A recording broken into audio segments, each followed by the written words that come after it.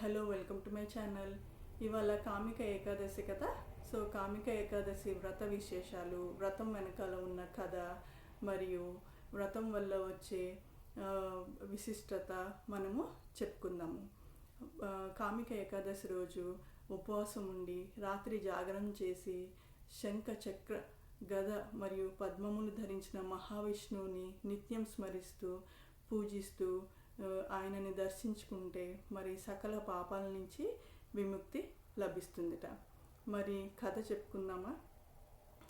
యుధిష్ఠిరుడు శ్రీకృష్ణుని అడుగుతాట, తొలి ఏకాదశి తర్వాత వచ్చే కామిక ఏకాదశి గురించి చెప్పమని. అప్పుడు శ్రీకృష్ణుడు నారద మహాముని ఒకసారి ఇలాగే బ్రహ్మని అడిగినప్పుడు ఇలా చెప్పుకొస్తాడు అని కృష్ణుడు కథ చెప్తాడు. మరి ఎవరైతే కామిక ఏకాదశి రోజు నిత్యం మహావిష్ణువుని స్మరిస్తూ ఉపవాసం ఉండి జాగరణ చేస్తారో వారికి వైకుంఠ ప్రాప్తి లభిస్తుంది, సకల పాపాల నుంచి విముక్తి లభిస్తుంది, వారిని యమధర్మరాజు కూడా దరి చేరలేడు అని బ్రహ్మ నారదుడికి చెప్తాడు. అలాగే మరి మహావిష్ణువుని పూజించటం వలన పుష్కరిణిలో స్నానం చేసినంత ఫలితం, లేకపోతే గంగలో అంటే కాశీలో ఉన్న గంగలో స్నానం చేసినంత ఫలితం లభిస్తుంది, గోదానం చేసినంత లేకపోతే భూమినే దానం చేసినంత ఫలితం లభిస్తుందట.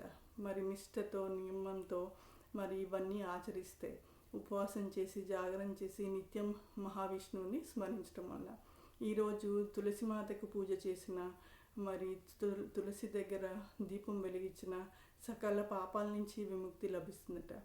ఈరోజు శ్రీకృష్ణుడికి ఒక్క తులసి ఆకు సమర్పించినా సరే స్వర్గప్రాప్తి లభిస్తుందిట.